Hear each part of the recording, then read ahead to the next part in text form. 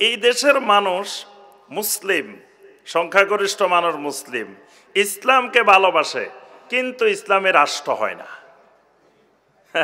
তো এটার কারণ কি, এই প্রতিবন্ধকতাগুলো কোথায়, এটাই আমাদের আলোচনার বিষয়। তো এই আলোচনা করতে হলে কয়েকটা পয়েন্ট আলোচনা করতে হবে। একটা হলো ইসলামী রাষ্ট্র কি জিনিস। আমরা বলতেছি ইসলামের রাষ্ট্র প্রতিষ্ঠার পথে প্রতিবন্ধকতা। তাহলে আগে বুঝতে হবে ইসলামের রাষ্ট্রটা কি, আমি আসলে কি প্রতিষ্ঠা করতে চাই, আমার লক্ষ্য কি, টার্গেট কি, কি হবে আমার এই প্রচেষ্টার মাধ্যমে। যে ইসলামী রাষ্ট্র বলতেছে, ইসলামী রাষ্ট্রটা কি। 2 নম্বর কথা, ইসলামী রাষ্ট্র প্রতিষ্ঠার জন্য করণীয় কি। 3 নম্বরে তখন বোঝা যাবে যে প্রতিবন্ধকতাগুলা কোন জায়গায়। প্রথম কথা, ইসলামী রাষ্ট্রটা কি।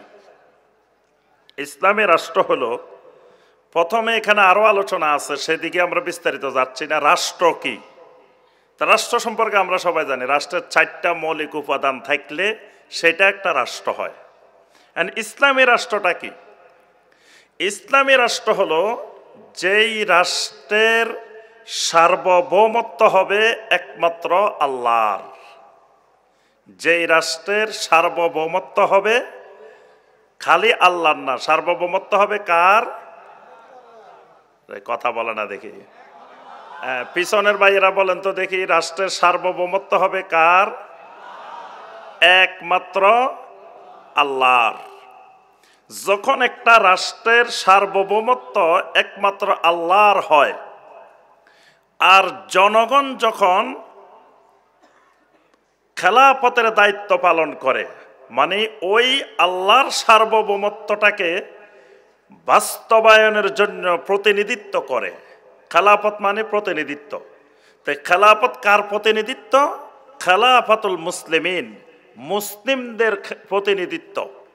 অর্থাৎ মুসলিমেরা প্রতিনিধিত্ব করে, কিসের প্রতিনিধিত্ব করে, আল্লাহ রাব্বুল আলামিনের সার্বভৌমত্বের প্রতিনিধিত্ব করে।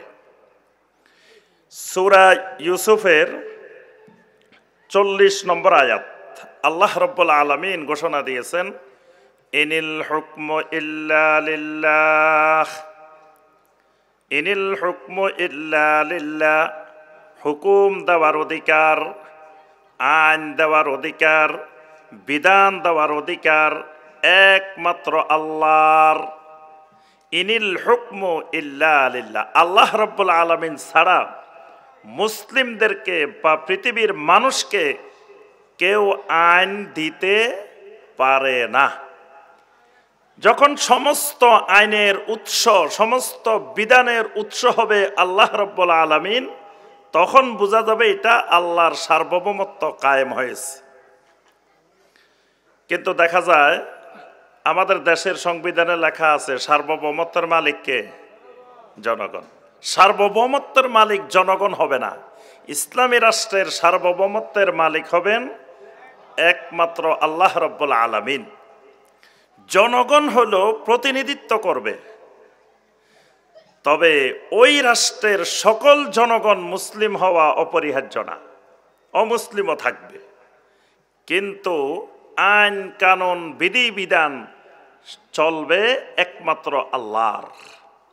যখন এরকম আল্লাহর সার্বভৌমত্ব এবং মানুষের প্রতিনিধিত্ব এই ভিত্তিতে একটি রাষ্ট্র প্রতিষ্ঠিত হয়, তখন এটার নাম ইসলামী রাষ্ট্র। এটাকে কোরআন সুন্নাহর ভাষায়, ইসলামী পরিভাষায় বলা হয় আল খেলাফাতুর রাশেদা আলা মেনহাজের নবুওয়াহ। এটার নাম হলো নবুয়তের মানহাজে সঠিক খেলাফত, খেলাফতে রাশেদা। আমরা খোলাফায়ে রাশেদিন বলি না? তো এই যেই খেলাফতটা হবে খেলাফতে রাশেদা, রাশেদা মানে এটা সঠিক রাস্তার উপরে আছে, এটা সঠিক রাস্তা থেকে বিচ্যুত হয় নাই। আলা মেনহাজের নবুওয়া, নবুয়তের আদলে হইতে হবে এই খেলাফত, তখন এটার নাম হবে ইসলামী রাষ্ট্র। এখন ইসলামী রাষ্ট্র প্রতিষ্ঠা করার হুকুম কি? ইসলামী রাষ্ট্র প্রতিষ্ঠা করা ইসলামের অনেকগুলো বিধানের মধ্য থেকে একটা বিধান। মানে শুধুমাত্র একজন মুসলিমের মূল উদ্দেশ্য ইসলামী রাষ্ট্র প্রতিষ্ঠা করা না, একজন মুসলিমের উপরে আরো অনেকগুলো ফরজ আছে। তো অনেকগুলো ফরজের মধ্য থেকে একটা গুরুত্বপূর্ণ ফরজ হইল সে আল্লাহর জমিনে যেখানে বসবাস করবে সেখানে যেন আল্লাহর সার্বভৌমত্ব কায়েম হয়, এই লক্ষ্যে সে প্রচেষ্টা চালাবে। এই প্রচেষ্টা চালানো প্রত্যেক মুসলিমের উপরে ফরজ। প্রত্যেক মুসলিম চাইবেন যে আমি যেন যেই সমাজে আছি এই সমাজটা আল্লাহর সার্বভৌমত্বের ভিত্তিতে পরিচালিত হয়। তাহলে আবার কেউ যদি মনে করি বসে যে একমাত্র ইসলামী রাষ্ট্র করাটাই আমাদের মূল কাজ, আর বাকি সব কাজ বাদ দিয়ে যে ভাই এটা করেন, কয় না এটা ছোটখাটো কাজ, ভাই আপনি দাড়ি রাখেন না কেন, আরে মিয়া দাড়ি রাখা এগুলো ছোটখাটো কাজ, এসব ছোটখাটো বিষয় নিয়ে বিতর্ক করিয়েন না, আগে আসেন ইসলামী রাষ্ট্র করতে হইব। ভাই টাকনুর নিচে কাপড় কেন, এইটা ছোটখাটো কাজ, এইটা ছোট বিষয়, এসব ছোট বিষয় নিয়ে সমাজে বিতর্ক সৃষ্টি করবেন না। আচ্ছা ভাই এই যে আল্লাহ কোথায় বলেন তো দেখি, আল্লাহ সর্বত্র বিরাজমান, তা আপনার আকীদা তো ঠিক নেই, খবরদার আকীদা তাকিদা বলবেন না, আকীদা এগুলো ফেক, আকীদা বলতে কিচ্ছু নাই, আসেন আমরা ইসলামের রাষ্ট্র করি। তা এখন আপনি যদি মনে করেন যে ইসলামের আর কোনো বিষয় জরুরি না, নামাজও ইসলামের মৌলিক বিষয় না, সলাতও ইসলামের মৌলিক বিষয় না, সলাত হলো ইসলামী রাষ্ট্রের জন্য ট্রেনিং। কেউ কেউ কোথাও বলে সলাত ইসলামের মৌলিক বিষয় না, সলাত হলো ইসলামী রাষ্ট্রের জন্য ট্রেনিং। এবং ইসলামী রাষ্ট্র প্রতিষ্ঠার কাজ সব ফরজের বড় ফরজ, এটাও বলে সব ফরজের বড় ফরজ তাওহীদ। আউয়ালু ওয়াজিবিন আলাল আবিদে মারিফাতুর রহমান বিত্তাওহীদে, বান্দার উপরে সবচেয়ে বড় ফরজ, বড় ওয়াজিব যেটা, সেটা হলো তাওহীদের ভিত্তিতে বান্দা রহমানকে জানবে, আল্লাহকে জানবে। এখন যদি মনে করা হয় ইসলামী রাষ্ট্র প্রতিষ্ঠাটাই মূল কাজ, তাহলে এটা চরম ভ্রান্ত মতবাদ, ভ্রান্ত কথা। ইসলামী রাষ্ট্র প্রতিষ্ঠা অনেকগুলো ফরজের মধ্য থেকে, ইসলামের অনেকগুলো কাজের মধ্যে এটাও একটা কাজ। কিন্তু ইসলামী রাষ্ট্র প্রতিষ্ঠার আগে, ইসলামী রাষ্ট্র প্রতিষ্ঠার তো আমি চেষ্টা চালাবো, এখন ইসলামী রাষ্ট্র আমার জীবদ্দশায় প্রতিষ্ঠিত হইতেও পারে, নাও হইতে পারে। এখন রাষ্ট্র প্রতিষ্ঠা হইল না, তার আগে আমার মৃত্যু চলে আসছে, আমার আকীদাটা বিশুদ্ধ হয় নাই, আমার আমলগুলো বিশুদ্ধ হয় নাই, আমার পরিবারে দিন নাই, পর্দা নাই, আমার এলেম চর্চা নাই, আমার দিনের যে মৌলিক কাজগুলো এগুলো নাই, তো ইসলামী রাষ্ট্র হইল না, আমার কাজগুলো হইল না। তো আমার এটার জন্য তো আল্লাহর কাছে আমি যে ইসলামী রাষ্ট্র হয় নাই দেখি করি নাই, এটা বলার সুযোগ আমার নাই। এই জন্য আমাকে নিজের ঈমান, নিজের আমল, নিজের আকীদা এগুলোকে বিশুদ্ধ করে জীবনযাপন করতে হবে। ইসলামী রাষ্ট্রের জন্য আমি চেষ্টা চালাবো আমার সামর্থ্যের আলোকে, এটা আমার জীবনে বাস্তবায়িত হইতেও পারে, নাও হইতে পারে। এখন আসেন আমরা বুঝলাম ইসলামী রাষ্ট্র কি জিনিস, ইসলামী রাষ্ট্রের প্রতিষ্ঠার পদ্ধতি কি হবে, যেটা আমার আগে আমাদের সম্মানিত শায়েখ কিছুটা আলোচনা করেছেন। ইসলামী রাষ্ট্র প্রতিষ্ঠার জন্য প্রথমত নবীওয়ালা পদ্ধতি, যেটা সমস্ত আম্বিয়া আলাইহিমুস সালাম যেই পদ্ধতি অবলম্বন করেছেন, মানুষের কাছে এসে নবী রাসূলেরা তাওহীদের দাওয়াত দিয়েছেন। যতক্ষণ পর্যন্ত আল্লাহর একজন বান্দা বান্দি তাওহীদ বুঝবে না, ততক্ষণ সে আল্লাহর সার্বভৌমত্ব কি জিনিস এটাই বুঝবে না। কারণ তাওহীদ মানা মানে আল্লাহ রাব্বুল আলামিনের সার্বভৌমত্ব মেনে নেওয়া। এখন যে তাওহীদে বুঝবে না, সে আল্লাহ রাব্বুল আলামিনের সার্বভৌমত্ব বুঝবে না। আর যে মানুষগুলো আল্লাহর সার্বভৌমত্ব বুঝে না, তাওহীদ বুঝে না, এই মানুষগুলোর উপরে কখনো ইসলামের আইন কানুন বিধিবিধান প্রয়োগ করাও সম্ভব না। কারণ আপনি যদি ধরেন মাজার পূজারী, কবর পূজারী, শিরিককারী এদেরকে নিয়ে সুন্দর করে একটা ইসলামী রাষ্ট্র বানায় ফেলছেন, বানানোর পরে আপনি যখন চেয়ারে বসলেন, এবার বললেন শোনো বাংলাদেশে শিরিকের যত আস্তানা আছে এগুলো সব গুড়িয়ে দেওয়া হবে, একটা শিরিকের আস্তানাও ইসলামী রাষ্ট্রে থাকতে পারবে না। এখন যাদেরকে নিয়ে আপনি ইসলামী রাষ্ট্র বানাইলেন তারা উঠে বলবে যে না, এই মানুষগুলারে, এই দলকে, এই লোককে ক্ষমতা রাখা যাবে না, কারণ সে আমাদের মাজারের উপরে হাত দিছে, আমাদের প্রিয় আল্লাহর ওলির দরবারের উপরে হাত দিছে, তার কাছে ওইটা কিন্তু ঈমান, তার কাছে ওইটা জরুরি বিষয়। এখন সেই আন্দোলন করে ওই সরকারকে নামানোর জন্য চেষ্টা করবে। তাহলে বোঝা গেল যেই মানুষগুলো তাওহীদ বুঝে না, যেই মানুষগুলো শিরিক বুঝে না, এই মানুষগুলোর উপরে কখনো আল্লাহর আইন, আল্লাহর বিধান প্রয়োগ করা সম্ভব হবে না। তো তখন আপনার ইসলামী রাষ্ট্র কেমন হবে? তখন আপনি ইসলামী রাষ্ট্রের চেয়ারে বসে আপনি বলবেন যে শুনেন, যার মনে চায় পর্দা করেন, যার মনে চায় পর্দা করিয়েন না, যার মনে চায় মাজারে সাজদা করেন, ওরস করেন, যার মনে চায় করিয়েন না, যার মনে চায় নামাজ পড়েন, যার মনে চায় নামাজ পড়িয়েন না। তখন আপনার ইসলামী রাষ্ট্রের নমুনা হয়ে যাবে এরকম যে আপনাদের এখতিয়ার, আমরা কারো উপরে বল প্রয়োগ করব না, যার মনে যেমনে চায় তেমনে চলেন। কেউ গান শুনতে চাইলে গান শুনেন, কেউ সিনেমা দেখতে চাইলে সিনেমা দেখেন, কেউ অশ্লীল ছবি দেখতে চাইলে দেখেন, আমাদের কোনো আপত্তি নেই। আমাদের দরকার হলো সবাই মিলে এই রাষ্ট্রের নামটা হবে একটা ইসলামী রাষ্ট্র। এইরকম ইসলামী রাষ্ট্র হইতে পারে যতক্ষণ মানুষগুলো তাওহীদ জানবে না, তাওহীদ বুঝবে না, এতক্ষণ ওই সমাজে কোনোদিন ইসলামী রাষ্ট্র, সত্যিকার অর্থে যেটা ইসলামী রাষ্ট্র, সেই রাষ্ট্র হওয়া সম্ভব নয়। এই কারণে দেখেন নবী সাল্লাল্লাহু আলাইহি ওয়াসাল্লামকে যখন আরবের মুশরিকেরা প্রস্তাব দিল যে আপনি আমাদের নেতা হয়ে যান, আপনি কি ক্ষমতা চান, তা আপনারা আমরা ক্ষমতা দিয়ে দিলাম। তো নবী সাল্লাল্লাহু আলাইহি ওয়াসাল্লাম তখন ক্ষমতায় বসে ঘোষণা দিয়ে দিতে পারতেন, আমি এই মক্কা মুকাররমাকে ইসলামী রাষ্ট্র বানাই ফেললাম। তো নবী সাল্লাল্লাহু আলাইহি ওয়াসাল্লাম ক্ষমতায় বসে ইসলামী রাষ্ট্রের ঘোষণা দিয়ে দিতে পারতেন না? এখন দিলে কি হইতো?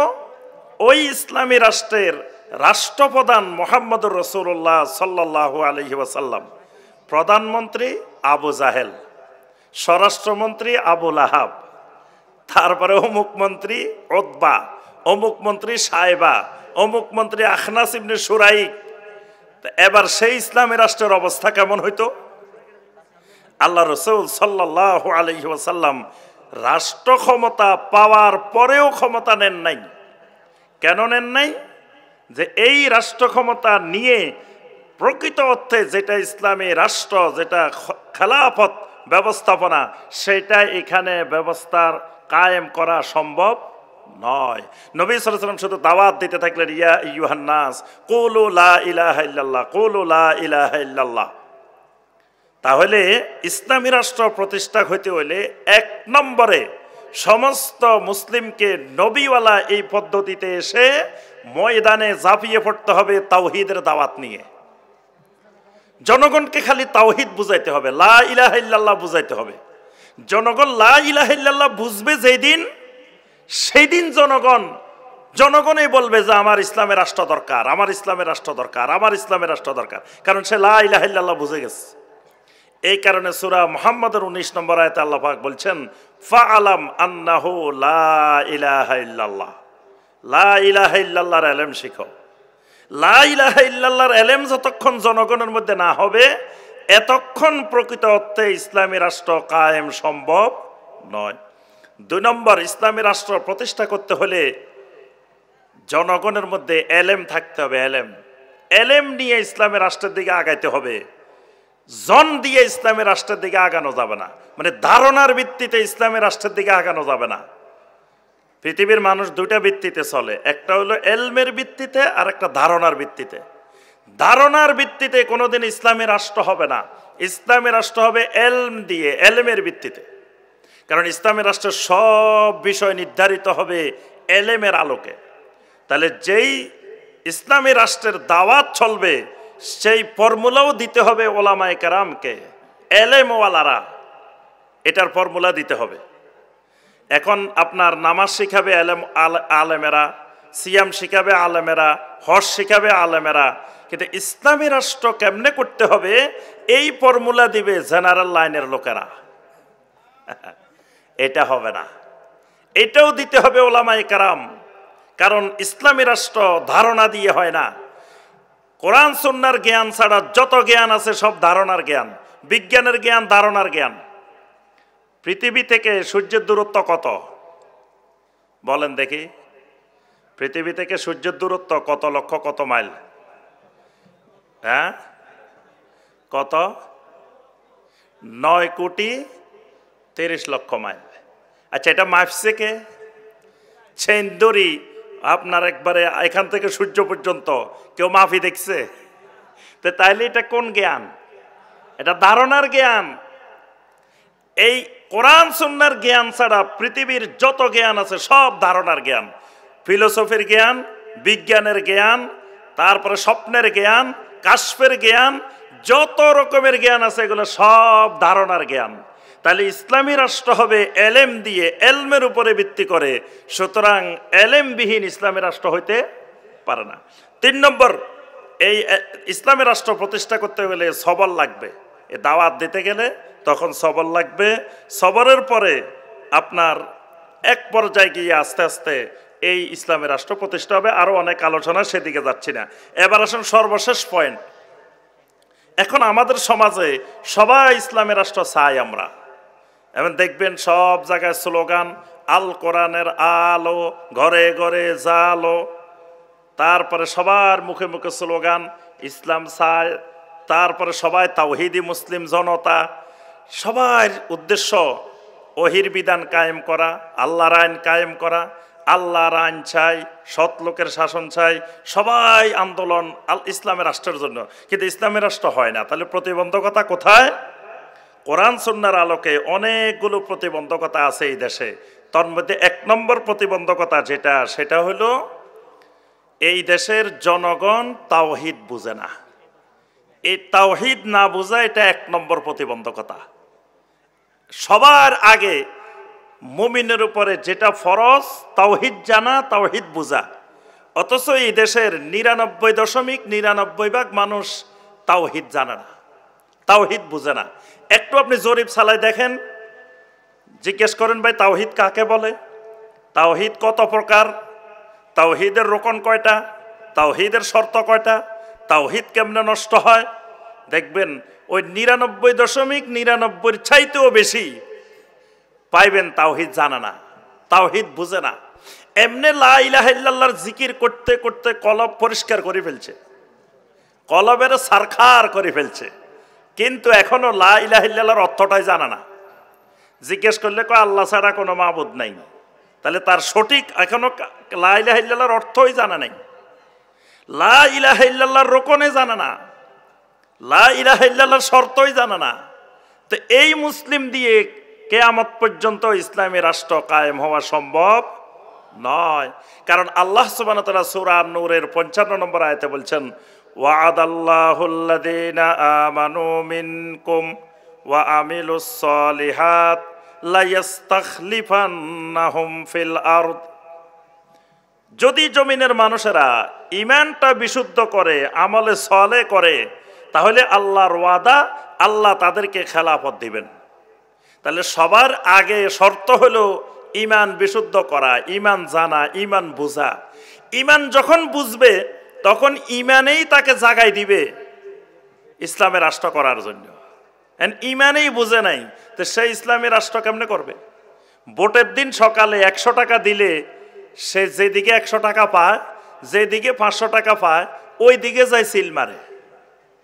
তো এই জাতীয় মুসলিম দিয়ে ইসলামী রাষ্ট্র কোনোদিন স্বপ্ন দেখা সম্ভব না, যতক্ষণ পর্যন্ত এই জনগণগুলো তাওহীদ না বুঝবে। তাওহীদ এমন এক জিনিস, ওই মানুষগুলা যখন তাওহীদ বুঝবে, তাকে যদি 1 কোটি টাকাও দেয়, তারপরেও তার ব্যালটটা অন্যদিকে যাবে না, ইসলামী রাষ্ট্রের বাইরে যাবে না, যখন সে তাওহীদ বুঝবে। তাওহীদ বুঝে না, সে মনে করে এটার সাথে আমার ঈমানের কোনো কানেকশন নাই, এটা হলো যেদিকে টাকা কিছু পাওয়া যায় ওই দিকে ভোট দিয়ে দিলে হইল। তাহলে এই জাতীয় তৌহিদি মুসলিম জনতা ইসলামী রাষ্ট্র প্রতিষ্ঠার পথে 1 নম্বর প্রতিবন্ধক। 2 নম্বর প্রতিবন্ধক, সুন্নাহ সম্পর্কে যথার্থ জ্ঞান না থাকা। সুন্নাহর জ্ঞান নাই। সুন্নাহর জ্ঞান কি? কেউ মনে করে কদু খাওয়া সুন্নত, কেউ মনে করে মিষ্টি খাওয়া সুন্নত, কেউ মনে করে প্রস্রাব করে নাচানাচি লাফালাফি করা সুন্নত, কেউ মনে করে এই ঘুমানোর সময় ডাইন কাতে শোয়া সুন্নত, কেউ মনে করে স্ত্রীর সাথে মহব্বত করা সুন্নত। এই সুন্নতগুলা যথাযথভাবে পালন হয়, কিন্তু এর বাহিরে যে সুন্নাহ কি জিনিস, যে নবী সাল্লাল্লাহু আলাইহি ওয়াসাল্লাম বলেন মান রাগিবা আন সুন্নতি ফালাইসা মিন্নি, যে যেই ব্যক্তি আমার সুন্নাহ থেকে বিমুখ সে আমার উম্মতেরই অন্তর্ভুক্ত নয়। এই সুন্নাহ কোন সুন্নাহ? এই সুন্নাহ সম্পর্কে কিন্তু খবর নেই। নবী সাল্লাল্লাহু আলাইহি ওয়াসাল্লামের সুন্নাহ সম্পর্কে যদি জ্ঞান থাকে, তাহলে নবী সাল্লাল্লাহু আলাইহি ওয়াসাল্লাম শুধু ব্যক্তি জীবনের কাজ করেন নাই, ব্যক্তি জীবন, পারিবারিক জীবন, সামাজিক জীবন, অর্থনৈতিক জীবন, রাজনৈতিক জীবন, আন্তর্জাতিক জীবন, পুরোটা নিয়েই সুন্নাহ। সব জায়গায় রাসূলের সুন্নাহ আছে। তাহলে রাষ্ট্র কেমনে পরিচালনা করতে হবে, এই জায়গায় সুন্নাহ নাই? এই জায়গায় তো সুন্নত আছে। যিনি রাষ্ট্রপতি হবে তার জন্য সুন্নাহ আছে, যিনি প্রধানমন্ত্রী হবে তার জন্য সুন্নাহ আছে, যিনি একটা মন্ত্রী হবেন তার জন্য সুন্নাহ আছে, যিনি একজন এমপি হবেন ওনার জন্য সুন্নাহ আছে। তো সুন্নাহ সম্পর্কে জ্ঞান না থাকলে কোনোদিন ইসলামী রাষ্ট্র প্রতিষ্ঠা সম্ভব নয়। 3 নম্বর, যেই দেশের জনগণ ঈমান সম্পর্কে গাফেল, ওই দেশে কোনোদিন ইসলামী রাষ্ট্র আল্লাহ এই মহা নেয়ামত দিবেন না। যেই দেশে ঈমানের দাম আলু পটলের চাইতে কম, পেঁয়াজের চাইতে কম। আব্দুল্লাহ জাহাঙ্গীর রাহিমাহুল্লাহ সবসময় বলতেন, এই দেশে ঈমানের দাম আলু পটলের চাইতে পেঁয়াজ রসুনের চাইতে কম। কারণ সে বাজারে গেলে পেঁয়াজ রসুন কিনতে গেলে যে সচেতন, আলু কিনতে গেলে যে সচেতন, একটা আলু যদি ফসা দিতে পারে দোকানদারের খবর আছে। একটা পেঁয়াজ যদি ইসলামের রাষ্ট্র করব, তাহলে সিস্টেমের ব্যাপারে প্রধানত দুইটা মত। এবং এই মতের মধ্যে আপনার হানাফিদের মধ্যে বিশাল সংখ্যক হানাফি এই মত। দেখবেন বাংলাদেশের অনেক পীর আছেন, ওনাদের রাজনৈতিক দল নাই। কেন রাজনৈতিক দল নাই? তাদের ফতোয়া যে এই গণতান্ত্রিক পদ্ধতিতে ইসলামী রাষ্ট্র করা যাবে না, এই গণতান্ত্রিক পদ্ধতিতে যাওয়া যাবে না। আবার আহলুল হাদিসদেরও বিশাল সংখ্যক, সংখ্যাগরিষ্ঠ আহলুল হাদিসদের সরাসরি কোনো রাজনৈতিক দল নাই। তাহলে কেন নাই? আহলুল হাদিস ওলামায়ে কেরামরাও মনে করেন যে এই গণতান্ত্রিক পদ্ধতিতে যাবেন কি যাবেন না। এতদিন পর্যন্ত সিদ্ধান্ত ছিল যে এই কুফরি পদ্ধতিতে যাওয়া যাবে না। তাহলে এই যে একটা দেশের ওলামায়ে কেরামের মধ্যে দুইটা প্রধান মত, পদ্ধতিগত দিক থেকে সবাই চান ইসলামী রাষ্ট্র, কিন্তু পদ্ধতিগত দুই রকম। এই পদ্ধতির ক্ষেত্রে যদি ঐক্যবদ্ধ হওয়া যেত তাহলে কিন্তু সহজে ইসলামের রাষ্ট্র প্রতিষ্ঠা হইত। যদি সবাই মনে করতো যে হ্যাঁ এটা কুফরি পদ্ধতি হইলেও এই যুক্তিটা আমরা সাময়িক এটা গ্রহণ করতে পারি, এই ব্যাপারেও যদি একমত হয়, এটা একটা রাস্তা। আবার যদি সবাই বলে যে না এই কুফরি পদ্ধতিতে যাব না, নবীওয়ালা পদ্ধতিতে যেভাবে যুগে যুগে হয়েছে সেভাবে যাব, তাহলেও কিন্তু ইসলামের রাষ্ট্র প্রতিষ্ঠা অনেক দূর এগিয়ে যেত। কিন্তু এই জায়গায় দুইটা প্রধানত মত থাকার কারণে এইটাও একটা বড় ধরনের প্রতিবন্ধক। কয়টা গেল? 4টা। 5 নম্বর, যেই দেশের আগা গোড়া শিরিক বেদাতে ভরপুর, তো যে দেশের মানুষ শিরিক আর বেদাত বুঝে না, শিরিককে ইবাদত মনে করে, বেদাতকে হাসানা মনে করে, সেই দেশের মানুষ যতদিন শিরক আর বেদাতের ব্যাপারে সচেতন না হবে ততদিন ইসলামের রাষ্ট্র প্রতিষ্ঠা সম্ভব না। এটা হলো 5 নম্বর প্রতিবন্ধক। 6 নম্বর প্রতিবন্ধক, বিশাল সংখ্যক একটা স্বার্থান্বেষী মহল আছেন যারা মনে করে ইসলামী রাষ্ট্র প্রতিষ্ঠা হইলে তাদের স্বার্থে আঘাত আসবে। ইসলামী রাষ্ট্র প্রতিষ্ঠা হইলে চোর মনে করে না আমার হাত কাটা যাওয়ার সম্ভাবনা আছে, তাহলে চোর কখনো চাইবে না সে ইসলামী রাষ্ট্র হোক। জেনাকারী যারা, বেবিচারী যারা, তারা মনে করে ইসলামী রাষ্ট্র হইলে আমার শাস্তির ব্যবস্থা হইব, তার থেকে ইসলামী রাষ্ট্র না হোক আমি নিরাপদে থাকি, যেন করি নিরাপদে থাকি। এরকম অপরাধী যারা, বিভিন্ন ধরনের স্বার্থ তাদের সংশ্লিষ্ট, এরা মনে করে ইসলামী রাষ্ট্র হইলে এই আমার স্বার্থে আঘাত আসবে। যারা ব্যবসা বাণিজ্যে ধরেন কালোবাজারি করে, তারপরে যারা গুদামজাত করে, যারা বিভিন্ন ধরনের কাজকর্ম করে, অবৈধ ইনকাম করে, তারাও চিন্তা করে ইসলামের রাষ্ট্র প্রতিষ্ঠা হইলে আমার এই ইনকামের রাস্তা এইভাবে থাকবে না। আবার অনেক তাবিজের ব্যবসায়ী চিন্তা করে ইসলামের রাষ্ট্র প্রতিষ্ঠা হইলে আমার তাবিজের ব্যবসাও থাকবে না। অনেক মাজারের খাদেম চিন্তা করে আমার তো খাদেমগিরি থাকবে না ইসলামের রাষ্ট্র হইলে। তাহলে এই যে বিভিন্ন ধরনের স্বার্থ, এই স্বার্থান্বেষী মহল চিন্তা করে যে ইসলামের রাষ্ট্র করা যাবে না। এটা ইসলামের রাষ্ট্র প্রতিষ্ঠার পথে একটা বড় ধরনের অন্তরায়। আরেকটা অন্তরায়, এই সমাজের, এই দেশের যারা রাজনীতিবিদ, বড় বড় রাজনীতিবিদ, অর্থনীতিবিদ, তারপরে বড় বড় শিক্ষাবিদ, বড় বড় লেভেলে যারা আছেন, তাদের মাথায় সেকুলার চিন্তাধারা ঢুকে আছে।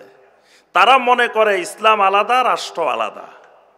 তাদেরকে পশ্চিমা রাষ্ট্রে যে তাদেরকে যেটা শিক্ষা দেয়, ধর্ম আলাদা জিনিস, রাষ্ট্র আলাদা জিনিস, দুটাকে একসাথে মিলানো যাবে না। এই যে দেখেন, এই বারবার যুগে যুগে সময়ে সময়ে রক্ত দেন ইসলামপন্থীরা, কিন্তু ক্ষমতা ভোগ করে ওই সেকুলাররা। কারণ কি? ওই যে উপরের স্তরে সব সেক্টরে সব জায়গায় ওই মানুষগুলাই আছে। আর ওই মানুষগুলা মনে করে যে ইসলাম আলাদা, ধর্ম আলাদা, রাষ্ট্র আলাদা, দুটাকে এক জায়গায় একত্রিত করা যাবে না। এই মানুষগুলা আমাদের এই ইসলামের রাষ্ট্র প্রতিষ্ঠার পথে সবচেয়ে বড় প্রতিবন্ধক। আবার আমরা কি করি, ইসলামপন্থীরা এই মানুষগুলাকে নিজেদের স্বার্থে ব্যবহার করি, বিভিন্ন জন বিভিন্নভাবে ব্যবহার করি। অথচ এরা হলো ইসলামের রাষ্ট্র প্রতিষ্ঠার পথে সবচাইতে বড় প্রতিবন্ধক, যারা মনে করে ইসলাম এক জিনিস, রাষ্ট্র এক জিনিস, দুটাকে একসাথে মিলানোর যৌক্তিকতা নাই বা মিলানো সম্ভব না। সর্বশেষ আমি এই পয়েন্ট বলে শেষ করবো, আমার সময় শেষ হয়ে গেছে। সেটা হলো আমাদের মধ্যে মতানৈক্য, মানে ঐক্যবদ্ধ না হয়ে আমাদের দিন দিন যেই হারে মতানৈক্য বাড়তেছে চারিদিকে, এই মতানৈক্য বাড়াটা ইসলামের রাষ্ট্র প্রতিষ্ঠার পথে বড় অন্তরায়। আমি সবসময় বলি যে ধরেন আমরা যারা আহলুল হাদিস আছি, যারা আমাদের আকীদা মানহাজকে সালাফদের আকীদা মানহাজের আলোকে আমরা গঠন করতে চাই, তারা তো আকীদা মানহাজের ক্ষেত্রে কোনো ভিন্নতা নাই, সবার আকীদা মানহাজ আমাদের এক। তো এক হইলে আমাদের এত বিভেদ বা মতানৈক্য হবে কেন? আচ্ছা, যদি মতানৈক্য হয় তো প্রত্যেকের মাদ্রাসা আলাদা থাকুক, প্রত্যেকের সংগঠন আলাদা আলাদা থাকুক, প্রত্যেকের কার্যক্রম আলাদা আলাদা চলতে থাকুক, কিন্তু একটা পয়েন্টে আমরা সবাই ঐক্যবদ্ধ হই, সালাফিয়াতের ক্ষেত্রে আমরা সবাই এক। যেখানে আহলুল হাদিসের প্রসঙ্গ আসবে, যেখানে সালাফিয়াতের প্রসঙ্গ আসবে, সেখানে আমরা সবাই এক প্ল্যাটফর্মে এক জায়গায় চলে আসব। কিন্তু প্রত্যেকের প্রতিষ্ঠান আলাদা আলাদা থাকুক, অসুবিধা নেই। প্রতিষ্ঠান বেশি হলে আমাদের কোনো অসুবিধা নেই, এটা লাভ, আমাদের সালাফি মানহাজের লাভ। দোকান বেশি হলে কাস্টমার কমে না, দোকান বেশি হলে কাস্টমার বাড়ে। মাদ্রাসা বেশি হবে, প্রতিষ্ঠান বেশি হবে, আমাদের সালাফি মানহাজের প্রতিষ্ঠানে হাজার হাজার ছাত্র এই দেশে লেখাপড়া করবে, এটা তো আমাদেরই লাভ। কিন্তু সালাফিয়াতের ক্ষেত্রে, আহলুল হাদিসের ক্ষেত্রে আমরা সবাই এক হয়ে যাব। আমরা সবাই মিলে এবার আমাদের জমিয়তে আহলে হাদিসের প্রোগ্রামে ঘোষণা দিয়েছেন আমাদের সম্মানিত সভাপতি, যে সোহরাওয়ার্দী উদ্যানে আমরা সমস্ত আহলুল হাদিসেরা মিলে এক প্ল্যাটফর্মে, এক কনফারেন্সে, এক জায়গায় আমরা একত্রিত হব ইনশাআল্লাহ। যেখানে সালাফিয়াতের ক্ষেত্রে পরিচয় হবে আমরা সালাফি মানহাজ, পরিচয় হবে আমরা আহলুল হাদিস। যে যে সংগঠন করি সেটা আলাদা থাকুক, কোনো অসুবিধা নেই। কিন্তু রাষ্ট্রে আমরা 4 কোটি আহলুল হাদিস এই দেশে বসবাস করি, তাহলে সব জায়গায় আমাদের 4 কোটি আহলুল হাদিসের প্রতিনিধিত্ব থাকতে হবে। অথচ আহলুল হাদিস আমরা আসি, আমাদের এই মতানৈক্যের কারণে অনেক জায়গা থেকে আমরা পিছিয়ে আসি, এবং আমাদের মাথায় মানে রেখে অন্যরা খায়, আমাদেরকে বিক্রি করি অন্যরা খায়, মানে আমাদেরকে ব্যবহার করে করে অন্যরা খায়। অনেকের পলিসি এটা যে আহলুল হাদিসদেরকে ব্যবহার করো, আহলুল হাদিস হওয়া যাবে না। এই পলিসি, এই নীতি বাংলাদেশে অনেকে ব্যবহার করে যে আহলে হাদিসকে ব্যবহার করবে কিন্তু আহলে হাদিস হওয়া যাবে না। এই নীতিমালায় আমাদেরকে ব্যবহার করে। তো এই ব্যবহার থেকে বাঁচতে হলে আহলুল হাদিসদেরকে আমাদেরকে সালাফিয়াতের ক্ষেত্রে, আহলুল হাদিসের মানহাজের ক্ষেত্রে সবাইকে এক প্ল্যাটফর্মে ঐক্যবদ্ধ হইতে হবে, এবং এটা ইসলামী রাষ্ট্র প্রতিষ্ঠার ক্ষেত্রে বড় ধরনের সহায়ক। এই মতানৈক্যটা একটা প্রতিবন্ধক। তো আল্লাহ রাব্বুল আলামিন আমাদেরকে যেই প্রতিবন্ধকতাগুলো আমরা আলোচনা করলাম, এই প্রতিবন্ধকতাগুলো কেটে উঠে এই বাংলার জমিনকে আল্লাহ পাক একটা তাওহীদের জমিন, এই বাংলার জমিনকে একটা সুন্নার জমিন, শিরিক বেদাত মুক্ত খোলাফায়ে রাশেদার আদলে, খেলাফত আলা মেনহাজ নবুয়ার আদলে একটা ইসলামী রাষ্ট্র প্রতিষ্ঠার আল্লাহ পাক আমাদেরকে তৌফিক দান করুন। আল্লাহ পাক এই দেশে তাওহীদের পতাকা উঠতেছে, এই দৃশ্য আমাদেরকে দেখার তৌফিক দান করুন। আল্লাহ রাব্বুল আলামিন সালাফি কনফারেন্সকে কবুল ও মঞ্জুর করে নিন। সালাফি কনফারেন্সের সম্মানিত সভাপতি শায়েখ আব্দুর রাজ্জাক বিন ইউসুফ হাফেজাহুল্লাহ, বারাকাল্লাহু তাআলা ফি ইলমিহি ওয়া আমালিহি ওয়া হায়াতিহি ওয়া খিদমাতিহি। আল্লাহ পাক তার দ্বারা এই উম্মার, এই জাতির যে খেদমত আল্লাহ পাক করাইতেছেন, এই খেদমতের মধ্যে আল্লাহ বারাকা দান করুন। আল্লাহ পাক এই যতগুলো জামিয়া সালাফিয়া আছে সবগুলো জামিয়া সালাফিয়াকে আল্লাহ পাক কবুল ও মঞ্জুর করে নিন। এই প্রতিষ্ঠানগুলো থেকে এমন এমন আলেমে দিন, দাঈল আল্লাহ পাক বের করে দিন, যাদের দাওয়াতের বরকতে এই বাংলার জমিন শিরিক বেদাত মুক্ত হয়ে তাওহীদি জমিনে রূপ নেবে। আল্লাহ পাক সেই তৌফিক দান করুন। আল্লাহ রাব্বুল আলামিন আমাদের সকলের উপরে রহম করুন। আমিন ইয়া রাব্বাল আলামিন। আসসালামু আলাইকুম ওয়া রাহমাতুল্লাহি ওয়া বারাকাতুহু।